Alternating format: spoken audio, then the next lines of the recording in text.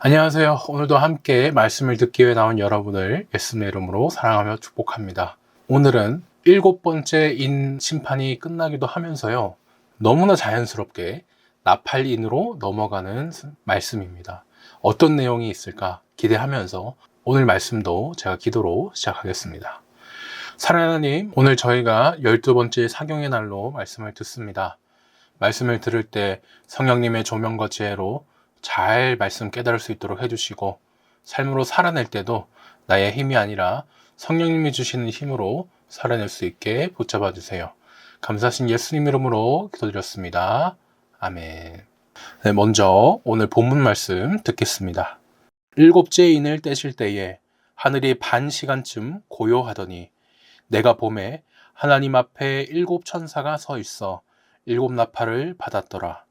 또 다른 천사가 와서 제단 곁에 서서 금 향로를 가지고 많은 향을 받았으니 이는 모든 성도의 기도와 합하여 보좌 앞 금 제단에 드리고자 함이라.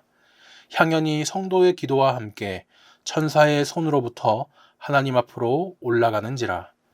천사가 향로를 가지고 제단에 불을 담아다가 땅에 쏟음에 우레와 음성과 번개와 지진이 나더라. 7나팔을 가진 7천사가 나팔 불기를 준비하더라. 첫째 천사가 나팔을 부니 피 섞인 우박과 불이 나와서 땅에 쏟아짐에 땅의 3분의 1이 타버리고 수목의 3분의 1도 타버리고 각종 푸른 풀도 타버렸더라. 둘째 천사가 나팔을 부니 불 붙는 큰 산과 같은 것이 바다에 던져짐에 바다의 3분의 1이 피가 되고 바다 가운데 생명 가진 피조물들의 3분의 1이 죽고 배들의 3분의 1이 깨지더라. 셋째 천사가 나팔을 부니 횃불같이 타는 큰 별이 하늘에서 떨어져 강들의 3분의 1과 여러 물샘에 떨어지니 이 별의 이름은 쓴 쑥이라. 물의 3분의 1이 쓴 쑥이 되매 그 물이 쓴 물이 되므로 많은 사람이 죽더라. 넷째 천사가 나팔을 부니 해 3분의 1과 달 3분의 1과 별들의 3분의 1이 타격을 받아 그 3분의 1이 어두워지니 낮 3분의 1은 비추임이 없고 밤도 그러하더라. 내가 또 보고 들으니 공중에 날아가는 독수리가 큰 소리로 이르되 땅에 사는 자들에게 화가 있으리니 이는 새 천사들이 불어야 할 나팔 소리가 남아 있음이로다 하더라. 아멘. 저희가 요한계시록 전체에 똑같이 4번 나온 문구를 기준으로 구조도 4환상으로 나눴습니다. 오늘은 7인 심판이 끝나고 바로 7나팔들 심판으로 이어지는 본문입니다. 인, 나팔, 대접, 이 심판들은 서로 다른 심판이 아니었죠. 다 같은 심판을 세 관점에서 다양하게 살펴본 것이었습니다. 그러면서도 반복되는 것 같지만 강도가 더 세졌죠. 반복되면서도 강도가 더 세지는 나선형 구조라고도 말씀을 드렸습니다. 이 나선을 보시면요, 한 바퀴가 끝나자마자 바로 다음 바퀴가 시작이 되죠. 오늘은 전에 6인까지 떼다 말았던 심판이 마저 하나 다 떼집니다. 그러면서 이제 자연스럽게 이 7나팔들 심판으로 넘어가게 되는데요. 나팔 심판은 어떤 관점으로 또 다른 상징으로 심판을 보여주실까 기대하면서 오늘 말씀 보겠습니다. 6장에서 시작된 인 심판은요, 6째 인까지만 떼고 질문을 던지면서 끝났습니다. 이렇게 큰 심판에 누가 살아남겠느냐라는 이 질문으로 마쳤는데, 이 7장에서 신구약에 구원받은 모든 성도들이라고 그렇게 답을 줬었죠. 구약을 대표하는 12지파, 그리고 신약을 대표하는 12지파의 큰 수인 이제 1000을 곱해서 14만 4천이라는 숫자를 썼습니다. 상징으로 쓴 것이죠. 또 이것을 다르게 표현해서 모든 나라에서 나온 아무도 셀 수 없는 큰 무리들 이렇게라고도 답을 주셨습니다. 하나님은요, 이 성도들의 이마에 인을 쳐주셨죠. 그림같이 레이저로 이마에 도장 꾹 이게 아니었고 상징으로서 성도들이 심판에서 살아남을 수 있게 하나님이 성별해 주셨다라는 뜻이었습니다. 이제 이런 우리 성도들은 두려울 게 아무것도 없죠. 이렇게 두려움이 없는 상황에서 오늘 8장 말씀이 시작이 됩니다. 6장에서 여섯째 인을 떼고요. 잠깐 심판이 멈췄는데 그것이 오늘 8장에서 완성이 됩니다. 이제 떼지 않고 놔뒀던 인 하나, 7째 인이 있었는데 이것을 어린 양 예수님께서 뗍니다. 마지막 인을 이렇게 떼니까요. 하늘이 반 시간쯤 고요해집니다. 마지막 최후의 심판이면 총 공격 뭐 이런 식으로 더 무섭고 엄한 심판이 나올 것 같잖아요. 그런데 고요해집니다. 여기 그 시간을 정확히 반 시간, 30분이라고 밝힌 것에 큰 힌트가 있습니다. 성전에 보면요, 지성소 앞에 향단이 있습니다. 춘향이와 향단, 그 향단이 아니고 사진에 보이시는 향을 피우는 단이 있습니다. 분향단이라고도 하죠. 여기에 향을 피워서 올라가는 것이 이제 성도의 기도고, 향이 하늘로 올라가듯이 우리의 기도가 하나님께 상달, 이 위로 전달이 됩니다. 정말 그런데 이 기도가 땅에서 발사하고 이렇게 이제 올라가는 것은 아니죠. 영적으로 하나님은 늘 우리 기도를 듣고 계십니다. 다만 구약 백성들이 더 쉽게 와닿을 수 있도록 성막과 성전에서 우리의 기도가 하나님께 이렇게 올라가는구나 라는 것을 더 느낄 수 있도록 향으로 보여주신 겁니다. 계시록 또한 상징이죠. 저희에게 실감나게 계속 말해주고 계십니다. 제사장들은요, 매일 아침 저녁으로 이 분향하는 시간을 가졌습니다. 누가복음에 침례 또는 이제 세례 요한의 아버지 제사장 사가랴도 이렇게 분향을 하고 있을 때 요한이 태어날 것이라고 그렇게 천사를 통해 말을 들었거든요. 우리에게 이렇게 기도하는 시간이 중요하듯 이 분향하는 시간도 참 중요했습니다. 근데 이 시간이요, 딱 30분이었습니다. 앞에 반 시간이었죠. 아론의 두 아들 나답과 아비후가 이 분향을 할 때 우상에게 섬겼던 불로 추정을 하는 그 아무불을 가져왔다가 죽었거든요. 그때 분향했던 것도 이 매일 하는 분향 때였습니다. 매일 반복하다 보니까 너무 가볍게 이제 여겼던 것이었죠. 7째 인을 뗄 때는 그러니까 이 분향하던 시간인데, 이것이 뭐 아침 분향 시간이었냐, 저녁 분향 시간이었냐, 이것을 뭐 생각하는 것은 의미가 없죠. 왜냐하면 이것은 상징이기 때문입니다. 저희가 집중해서 봐야 될 것은 이 기도를 상징하는 분향 시간에 왜 고요해졌는가, 이게 중요하겠죠. 당시 유대인들은요, 앞에 성도들도 밤낮으로 그렇게 예배를 드렸는데, 천사들은 밤에는 하나님을 계속 찬양하지만 낮에는 잠시 찬양을 멈춘다고 그렇게 생각을 했습니다. 정말 그런 게 아니라 유대인들이 그렇게 생각을 했다는 겁니다. 왜냐? 낮에는 이제 성도들이 깨어서 하나님께 기도를 이렇게 올려드리고 있잖아요. 그러니까 하나님께서 잠깐 내 백성들로부터 내가 기도를 드려야 되니까 조용해봐, 잠잠해, 이런 식으로 천사들을 조용히 시키셨다고 생각한 겁니다. 저희가 오해하지 말아야 될 것은 유대인들의 그런 상상, 생각이었지 정말 하늘에서 이런 일이 일어난다는 게 아니죠. 요한계시록이 2000년 전에 요한이 7교회에게 쓴 편지이기 때문에 당시에 요한과 성도들이 이렇게 생각을 했다는 겁니다. 지금 성도들은 로마 황제와 나라에게 큰 핍박과 환난을 겪고 있습니다. 그래서 하나님께 기도를 드리는데 앞에 5째 인을 뗄 때처럼 주님, 우리가 언제까지 이렇게 참아야 됩니까? 이제 기도를 하죠. 아무리 기도를 드려도 상황은 나아지는 것 같지 않습니다. 내 기도를 하나님이 듣고 계시기는 할 걸까? 하나마나 별 차이도 없는데 뭐 아무 쓸모 없는 거 아닐까? 이렇게 생각을 하는데 그 기도들이 어떻게 해요? 천사들이 가지고 있는 대접에 잘 모여가지고 하나님께 드려지고 있었죠. 그 기도들이 오늘 1절에서 하나님이 이제 하늘을 잠잠하게 하시고 성도들의 기도를 듣고 계신 겁니다. 하나님은 영이시기 때문에 고요하지 않아도 들으실 수 있고 예수님을 통해 또 성령으로 통해 늘 기도를 들으시지만 상징으로서 기도응답을 또 구약의 성막 성전의 그 이미지를 가져와서 기도응답을 기다리고 있는 성도들에게 위로를 주는 겁니다. 하나님이 이렇게 너희 기도를 듣고 계셔 하면서 그 뜻을 전하고 있는 것이죠. 그렇게 이 상황에 요한이 계속 환상을 봅니다. 2절을 보니까 내가 봄에라고 이렇게 나와 있죠. 환상으로서 상징이구나 라는 것을 알 수 있죠. 여기에 요한이 있는데 요한이 하나님 앞에 이제 7 천사가 서가지고 7 나팔을 받는 모습을 봅니다.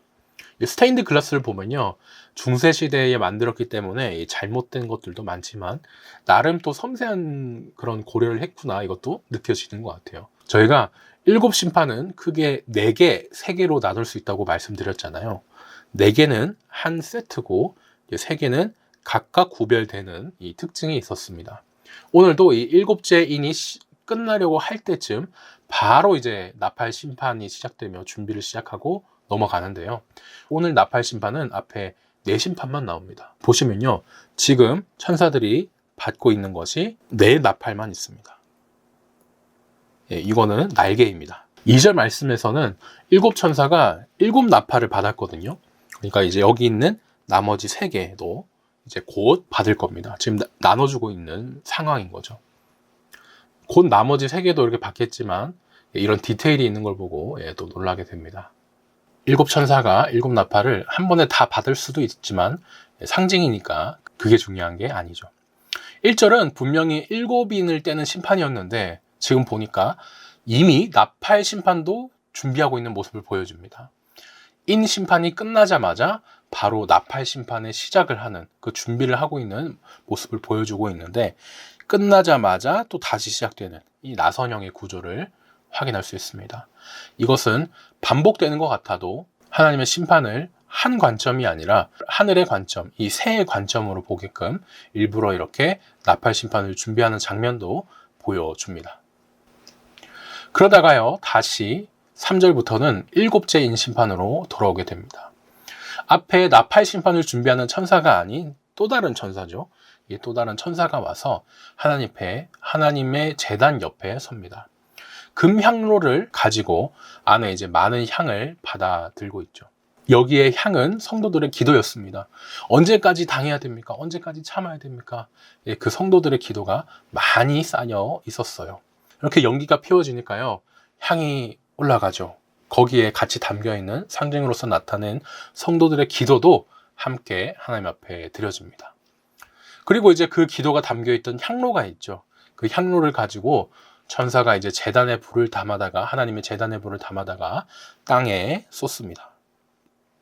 계시록의 심판들은요, 요한의 몸은 육과 영이 하나 된 상태로 반모섬에 있지만 성령으로 요한이 하늘에서 환상으로 보고 있는 심판들입니다.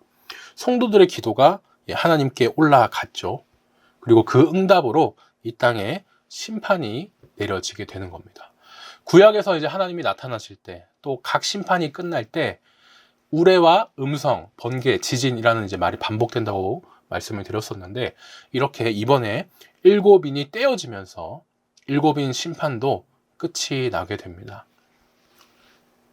네, 그림을 보시면은 정말 천사가 화가 난 것 같이 이렇게 되어 있는데, 그동안의 성도들의 기도로 들은 그 억울함들, 이런 것들을 풀어주면서 향로로 제단불을 담아 이제 땅에 쏟는 이런 모습을 보여줍니다. 이것도 이제 상징이죠. 정말 하늘 제단에서 불이 내려오는 것은 아닙니다. 그 뜻은 심판은 성도들의 기도를 하나님이 듣고 응답해 주시는 것이다 라는 것이죠. 이 실감나는 상징 덕분에 원수 갚음을 하나님께 맡기는 우리 성도가 그날에 얼마나 속이 시원할까, 또 이렇게 생각해 볼 수 있겠습니다. 이제 6절부터는요, 너무 자연스럽게 7나팔 심판으로 넘어오게 됩니다. 아까 7천사가 이제 나팔을 나눠 받았죠. 그 나팔을 이제 불 준비를 합니다. 인 심판에서 하필 심판이 인이었던 이유는 다니엘과 상관이 있었죠. 다니엘에게 하나님께서 여기 두루마리에 적힌 심판은 반드시 이루어질 테니까 네가 잘 봉해서 보관해 두라 하셨죠. 그 상징을 계시록에서 다니엘의 것을 그대로 가져와서 완전하다는 상징인 7을 가지고 7인으로 봉인한 심판을 표현했습니다. 이제 심판이요, 나팔로 넘어왔습니다. 이 나팔은요, 왜 하필 또 나팔이겠습니까? 구약과 연결이 됩니다. 7바퀴를 돌고 여리고 성을 무너뜨렸던 그 나팔, 그것을 기본으로 더 많은 구약의 내용들이 있는데요. 이 나팔은요, 하나님이 이제 나타날 때도 많이 쓰이면서 특히 심판할 때를 상징합니다. 심판 날이 다 왔다, 임하였다, 이 경고이기도 하죠. 우상을 섬겼던 예루살렘이 망할 때 예레미야에서 나팔을 불었고, 또 여호와의 날에도 요엘서에서 이 나팔을 불라고 했습니다. 에스겔 상황도 그렇고 모든 이 상황이 계시록 지금 상황과 딱 맞아 떨어지죠. 앞에 있는 어린 양 예수님께서 떼셨는데, 나팔 심판은 천사가 붑니다. 이제 이 첫 번째 천사가 나팔을 불어요. 첫 번째 나팔을 부니까 땅에 피 섞인 우박과 불이 쏟아집니다. 살벌하죠. 인 심판에서 앞에 성도들의 응답으로 이 심판들이 제단의 불로 이렇게 막 땅에 떨어졌었는데 빨간 피가 섞인 우박과 불로 쏟아지고 있는 것이죠. 반복되는 것 같지만 또 연결되면서 나선형으로 더 커지고 있는 이 모습을 저희가 봅니다. 이때 땅이요 3분의 1이 타버립니다.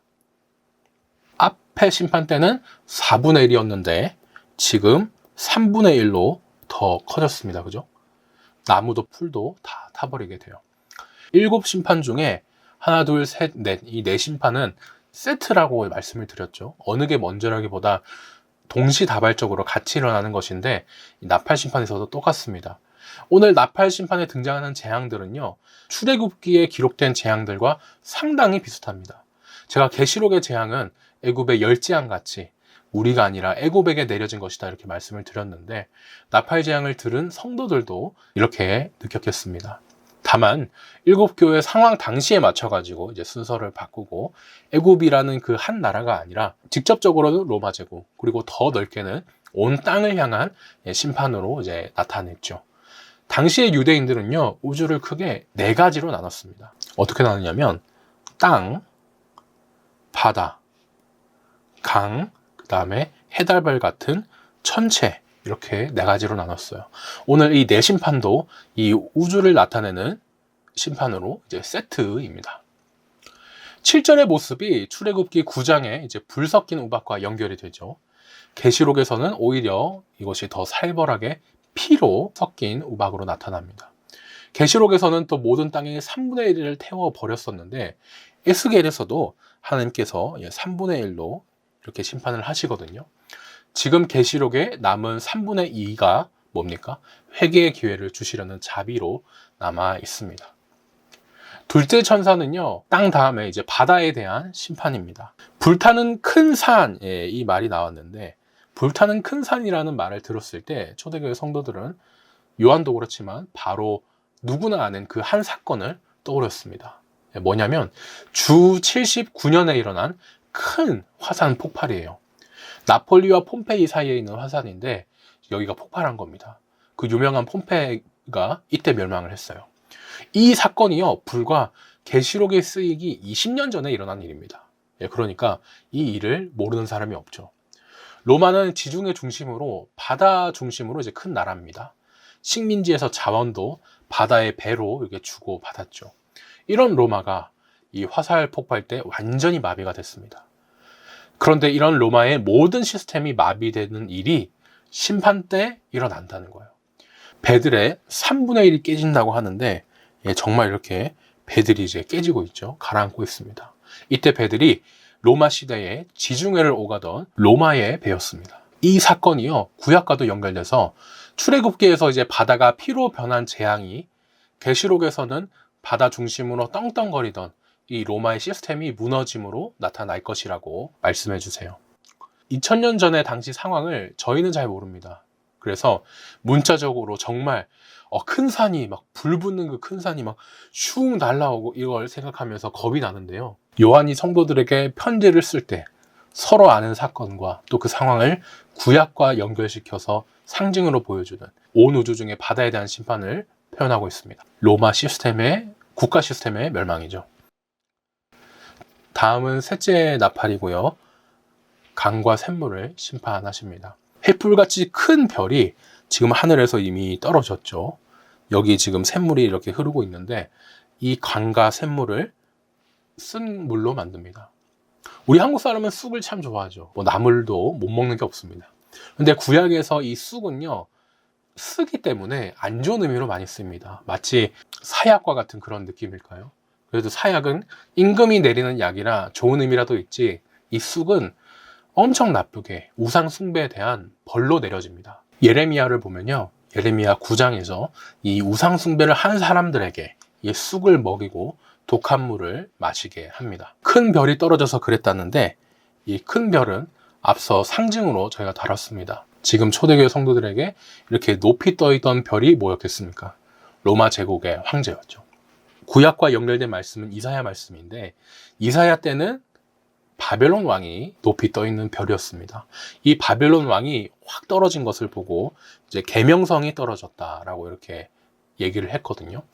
바벨론 왕이 떨어진 것처럼 로마 황제도 떨어질 것이고, 바벨론 왕이 떨어진 것처럼 로마 황제도 떨어질 것이고, 이 쑥과 같은 황제 때문에 물이 쑥에 변해서 모두가 이 쑥을 먹고 독한 물을 먹어 이제 우상숭배의 벌을 받게 됩니다. 쑥이라는 큰 별이 떨어져서 모두가 쓴물을 먹는다. 이것은 스스로를 신이라 숭배하라고 했던 그 로마 황제가 스스로 이렇게 떨어졌죠. 그리고 모두가 우상으로 섬겼던 그 로마 황제 때문에, 쑥 때문에 우상 숭배의 벌을 받게 될 것이다 라는 뜻입니다. 제가 라틴어 성경을 이렇게 이제 들고 왔는데요. 이게 잘 보이나요? 예. 제가 이제 갖고 있는 라틴어 성경인데, 여기에 이사야 14장 12절 말씀이 있습니다. 거기에 계명성을 뭐라 그랬냐면 루시퍼라고 이렇게 적어 놨어요. 근데 이거를 이제 계명성 표기를 루시퍼라고 한 것인데, 이게 사람 이름이다 라고 이렇게 잘못 생각하고 번역이 돼서 사람들이 마귀 이름으로 이 루시퍼를 잘못 갖다 씁니다. 이단들도 이걸 그대로 갖다 써요.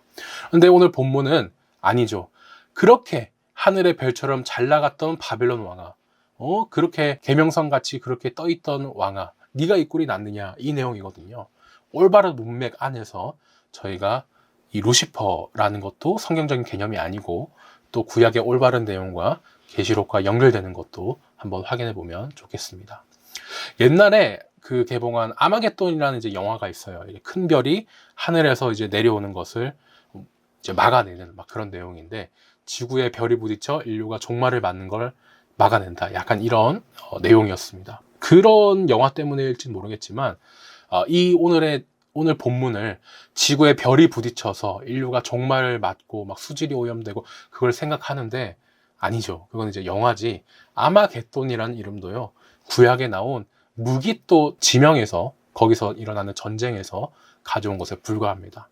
비록 별이 나오게 되지만 이 별이 무슨 의미인지 상징으로서 잘 생각하고 강과 샘을 심판하는 우상 숭배의 심판임을 저희가 기억하면 좋겠습니다. 이제 네 번째입니다. 유대인들은요, 우주를 넷으로 나눠 생각한다고 말씀드렸죠. 땅, 바다, 강, 그리고 마지막 천체인 해, 달, 별이 나옵니다. 네 번째 나팔 심판에서는 3분의 1이 타격을 받고 그 빛을 잃고 어두워지죠. 이것도요, 출애굽의 그 재앙과 연결이 됩니다. 출애굽 때 애굽의 하늘이 3일 동안 어두워졌었죠. 요엘서에서도 이 상징을, 출애굽기의 말씀을 가져와서 하나님이 이 세상을 심판하실 때 해가 어두워진다고, 그렇게 말씀했었습니다. 지금 계시록 상황이 그렇죠. 일곱인 심판에서는 6째인에서 이 해달 별이 심판을 당했는데, 오늘 나팔 심판에서는 네 번째로 이렇게 순서가 바뀌었죠. 거의 모든 심판이 이렇게 특정 순서가 있는 게 아니고 동시다발적으로 일어나는구나 생각할 수 있습니다. 신천지는요, 이 심판들이 막 순서대로 일어난다 이렇게 생각을 하는데 아니죠. 복음서를 마태, 마가, 누가, 요한의 각 관점으로 성령님이 기록해서 우리가 읽게 하신 것처럼 계시록의 심판도 다양한 관점에서 하나님의 심판을 상징으로서 살펴볼 수 있겠습니다. 이제 세트인 한, 둘, 셋, 넷, 이 네 심판을 살펴봤습니다. 온 우주를 심판하는 것이고, 결국에 로마 제국을, 우상 숭배하던 로마 제국을 심판하는 내용이었죠. 7 나팔 심판들 중에 이제 세 심판이 남았습니다. 요한은요, 이제 13절에 와서는 독수리가 한 마리 날아가는 것을 봅니다. 여기 사진도 독수리가 이렇게 있죠. 독수리도 하나님께서 심판하실 때 정말 많이 보여주시는 동물입니다. 여기 신명기에서도 이렇게 나오는데, 그래서 혹시 이게 앞에 내 생물에도 나왔던 그 독수리 같은 생물이 아닌가 싶을 텐데 아니에요. 그때는 모든 하늘의 피조물을 대표하는 의미로서 독수리 같은 생물을 상징으로 썼습니다.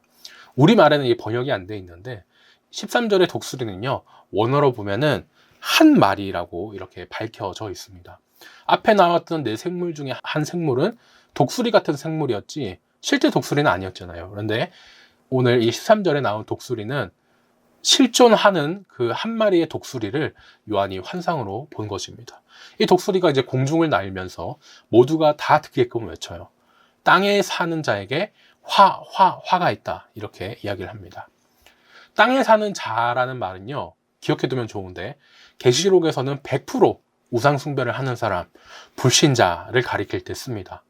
우리도 땅에 사는 자 아닙니까? 할 수 있지만, 우리는 이 심판 때도 땅에 있긴 하겠지만, 하늘 시민권을 가진 하늘에 속한 자잖아요.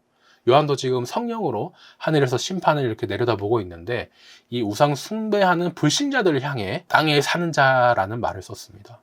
그리고 이 땅에 사는 자들이 누구나 다 들을 수 있게 공중에 날아가는 독수리가 화 이렇게 3번 외치죠. 요한은요, 계시록을 그리스어로 썼지만 유대인입니다. 아람어와 히브리어를 더 이제 잘 구사를 했을 텐데, 히브리어에서 이렇게 똑같은 말이 3번 나오는 거는요, 강조 중에 강조, 최대로 이렇게 강조하는 표현입니다. 히브리어는요, 고대 언어라서 생각보다 참 쉽습니다. 최고의 왕을 히브리어로는요, 그냥 문자적으로 왕 이렇게 하고 끝나거든요. 대신 번역을 저희가 왕들 중에 왕이니까 최고의 왕 이렇게 이제 번역을 하죠. 곧 개봉하는 영화 제목도 킹 오브 킹 이렇게 하죠. 주주라고 하면 아이들 인형이 아니고 주님들 중에 주님, 최고의 주님 이 말입니다. 그런데 여기에 화가 3번 나오죠. 야, 이게 얼마나 큰 재앙이란 말입니까? 아이고, 세상에 큰일 났네. 이렇게 더 슬픈 외침이기도 하면서, 너희가 지금 받는 이 재앙, 이거는 아무것도 아니야. 얼른 회개해. 더 큰 재앙이 있어. 경고하는 것이죠. 하지만 그래도 악한 사람은요, 애굽의 바로 왕처럼 더 완악해질 겁니다. 심판도 그만큼 더 거세지겠죠. 화 3번 외친 것처럼 나팔 심판도 이제 새 심판이 남아있음을 또 알려주고 있습니다. 네, 지금까지 저희가 본문 말씀을 들었습니다. 신천지는 오늘 말씀을 어떻게 속일까요? 신천지는 1절에 나왔던 하나님이 성도들의 기도를 조용히 들으셨던 시간, 그 반시를 처음에는 6개월이라고 그랬습니다.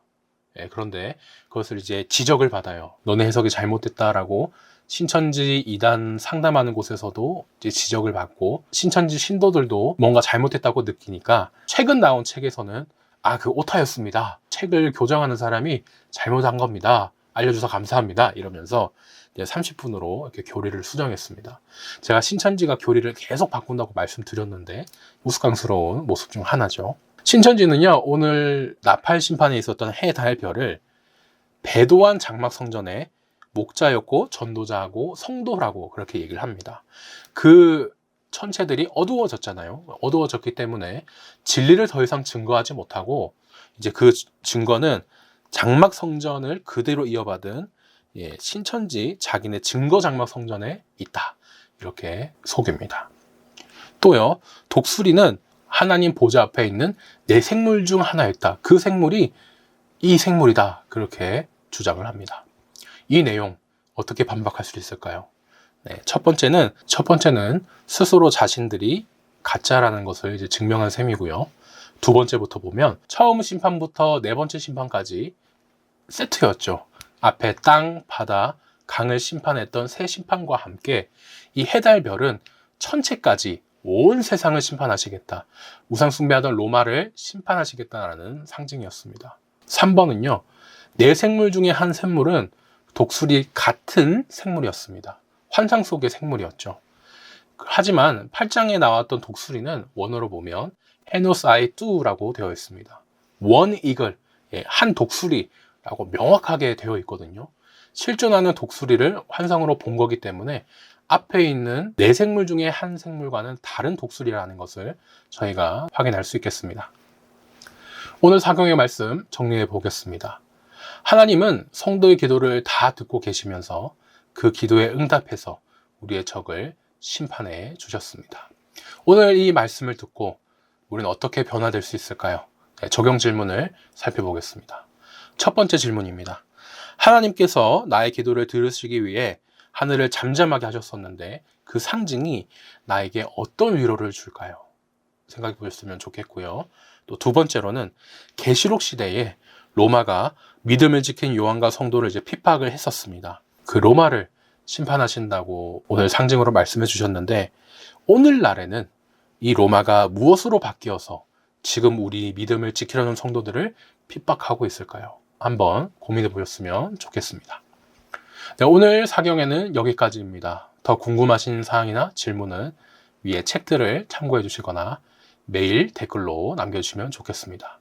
내일은 주일입니다. 사경에는 주일 예배 때 설교로 계속 또 이어집니다. 2시 반에 예배 드릴 텐데요. 내일은 주님 부활하신 주일날 2시 반에 뵙겠습니다.